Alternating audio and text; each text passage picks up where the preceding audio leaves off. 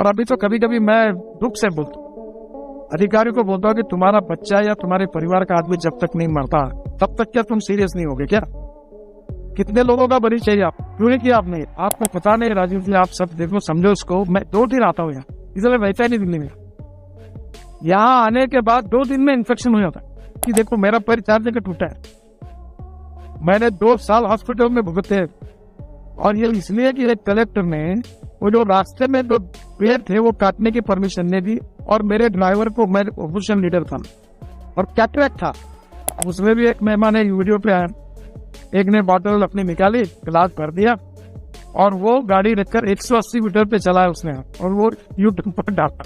अब वो लोग 180 जाएंगे तो और प्रॉब्लम है। जो अमेरिका का टायर है, जो यूरोपियन टायर है, वैसा ही टायर चाहिए, टायर बस नहीं होना चाहिए। बताते हुए शर्म आ रही, 40% लोग कैटरेक्ट वाले निकले। एक मुख्यमंत्री है, नाम नहीं बताता, उसका ड्राइवर पूरा अंधा था, वो आवाज के आधार पर गाड़ी चला था। मैंने ये किया, एयरपोर्ट से ड्रोन में हार्ट और लंग्स ड्रोन में डालकर हवा में उड़ते उड़ते हॉस्पिटल में। आप देखिए, ऐसा तुलना नहीं करनी चाहिए, पर यूएसए में, यूरोपियन कंट्री, रेड सिग्नल लग गया तो तुरंत रुक जाते हैं। सीनियर सिटीजन रास्ता क्रॉस करते तुरंत हाथ दिखाते तो गाड़ी वहां रुक जाती है। इतनी गलतियां हैं। मुझे कोई संकोच नहीं है कि मेरे डिपार्टमेंट में अगर आपको लगता है गलती है तो आप जोर से चिल्लाइए और बिल्कुल इस बात को आवाज में। हेलमेट डालने के लिए तैयार नहीं, कोई रेड सिग्नल लगने के बाद गाड़ी घुसा देता है। अभी लेन डिसिप्लिन की बात आई, अभी हमारे भी कमी है। मैंने हमारे सेक्रेटरी को वर्ल्ड में कैसे कैसे साइनेज लगते उसका आप देखें, मुझे कहते समय भी कहना चाहिए नहीं कहना चाहिए ऐसा लगता है। हिंदुस्तान ऐसा देश है, आपको अभिमान करना है कि क्या करना है आप सोचो। वर्ल्ड में सबसे आसानी से ड्राइविंग लाइसेंस जिस देश में मिलता है उसका नाम हिंदुस्तान है।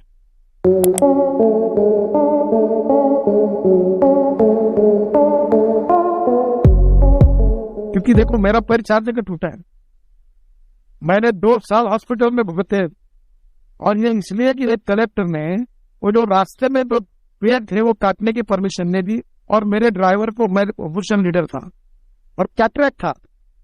अब मुझे बताती है शर्म आ रही कि मैंने फिर महाराष्ट्र गवर्नमेंट में, मैं पीटर विस्लम, मैंने पूरे ड्राइवर्स के आंखों की जांच कराई। बताती है शर्म आ रही, 40% लोग कैटरेक्ट वाले निकले। एक मुख्यमंत्री है, नाम नहीं बताता, उसका ड्राइवर पूरा अंधा था, वो आवाज के आधार पर गाड़ी चला था।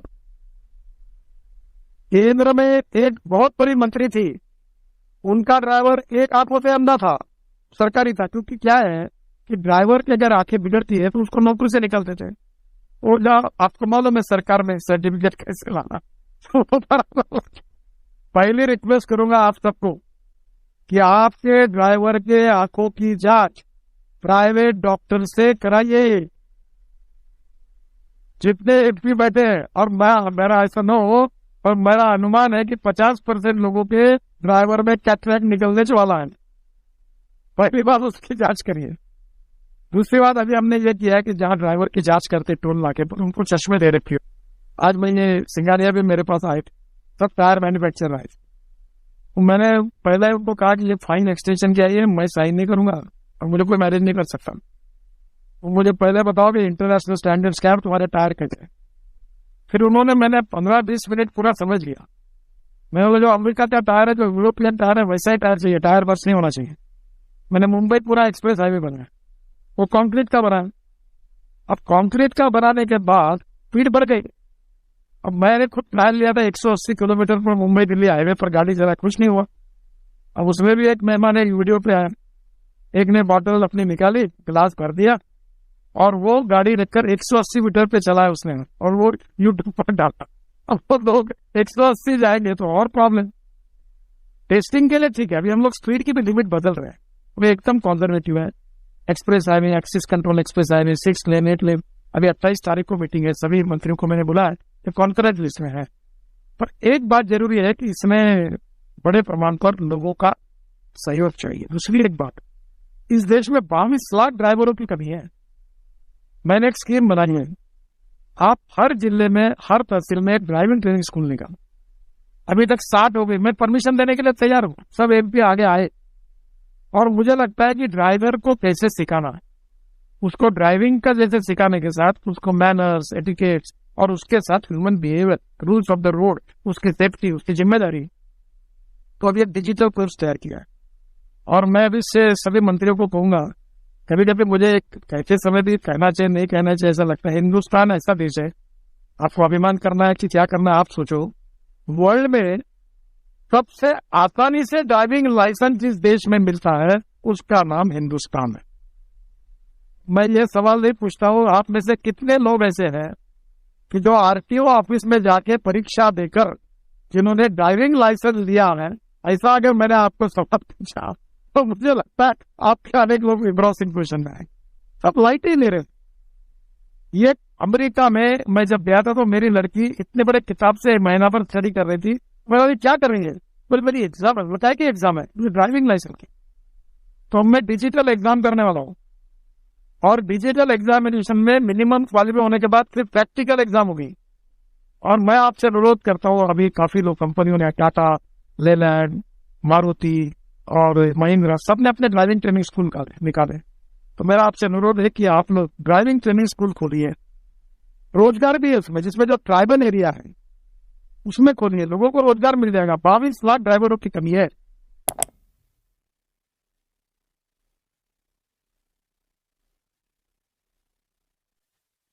आपको पता नहीं राजीव जी, आप सब देखो समझो इसको। मैं 2 दिन आता हूँ यहाँ, इसलिए वैसा ही नहीं दिल्ली में।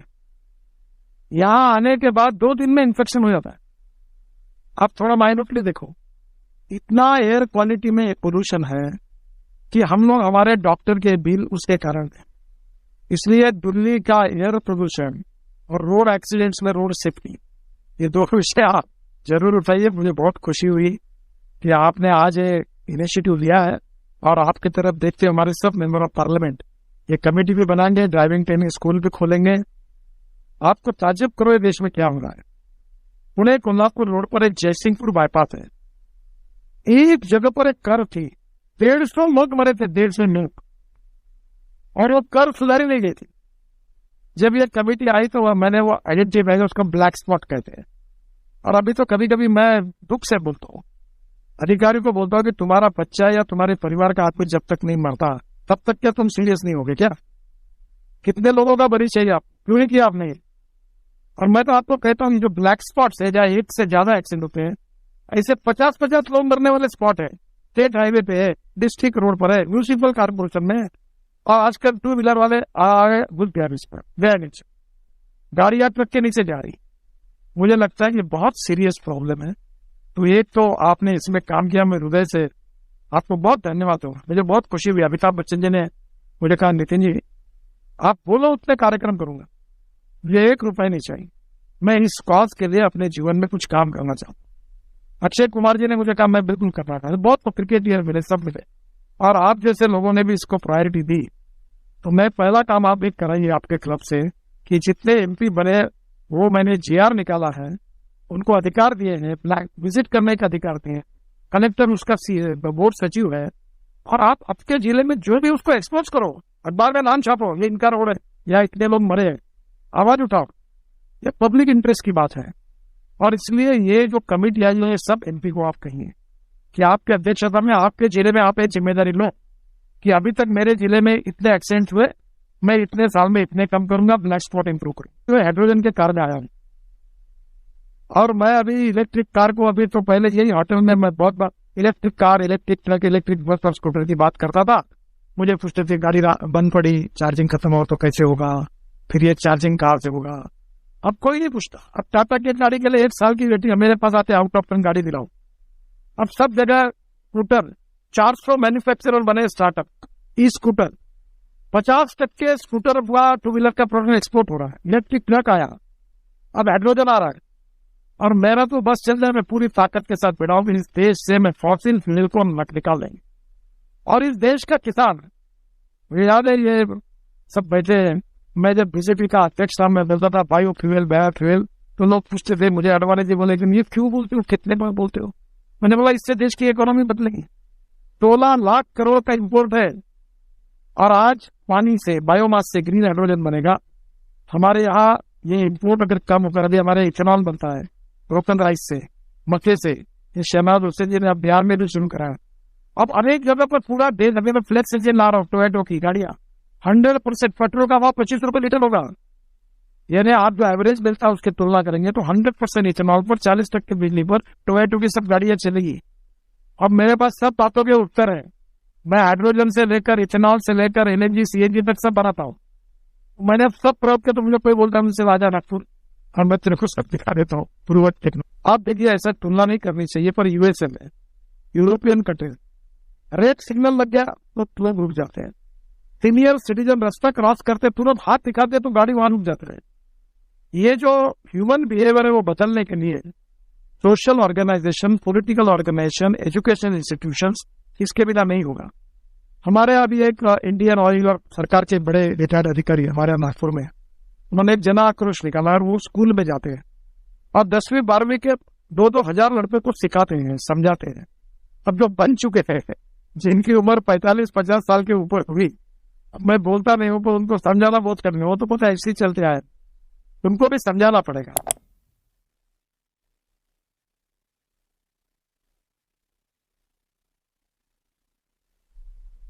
अभी चेन्नई में एक एमजीएम हॉस्पिटल है, तो मैंने उनका इनॉग्रेशन किया। उसमें मैंने ये किया, एयरपोर्ट से ड्रोन में हार्ट और लंग्स ड्रोन में डालकर हवा में उड़ते उड़ते हॉस्पिटल में आए और उसमें प्रोटोकॉल ये कि वो जल्दी आनी चाहिए, इसलिए अनेक लोगों को लंग्स ट्रांसप्लांट कर सकते हैं। मैं जब इस हॉस्पिटल में गया था तो कोई हार्ट गले में लेके घूम रहा था। लंग्स ट्रांसप्लांट होती है, हार्ट ट्रांसप्लांट होता है, लीवर ट्रांसप्लांट होता है, आंखें ट्रांसप्लांट होती है। और आप जैसे संवेदनशील लोगों को मैं कहूंगा कि एक तो एक्सीडेंट नहीं होने चाहिए, और एक्सीडेंट अगर होते हैं तो कम से कम जो सीरियस हो गए, अब जो जिनकी जान कठिन है बचाना, तो उनके ऑर्गन का डोनेशन करने से हम अनेक लोगों को जीवन दे सकते। और हर जगह हेलीपोर्ट बना रहे हैं, और कल्पना यह है कि हेलीपोर्ट की जो एम्बुलेंस होगी उससे लेकर हम तुरंत उसको उठाकर हॉस्पिटल लेके जाएंगे। अभी मैंने कोशिश करके हमारे यहाँ एक एम्बुलेंस बनाई है, ये फोर्स कंपनी ने, उसमें जर्मन के टूल है, वो हिमाचल में उत्तराखंड में बस के बस लेके जाती हैं, और लोग जब सीधे उनको निकलने के लिए 5-5, 6-6, 8-8 घंटे लगते, तुरंत उसको काट कर उससे निकलना। इसमें भी सोशल ऑर्गेनाइजेशन की काफी जरूरत है।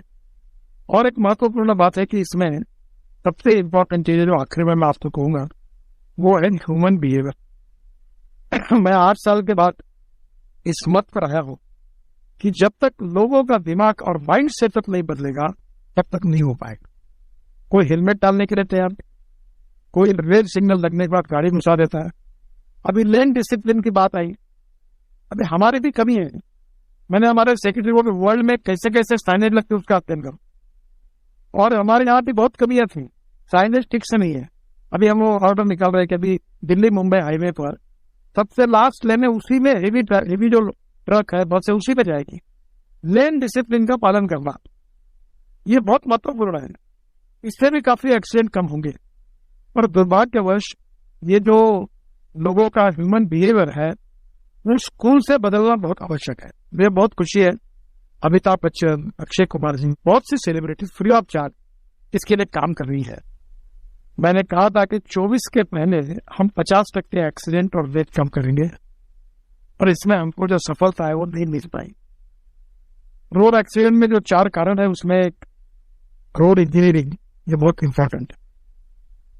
रास्ता होना चाहिए, यहाँ अंडरपास काट दो, यहाँ पर ब्रिज नहीं होना। इसमें बहुत पहले, मैं राजनीतिक बात नहीं कर रहा हूँ, बहुत पहले से इतनी गलतियां हैं।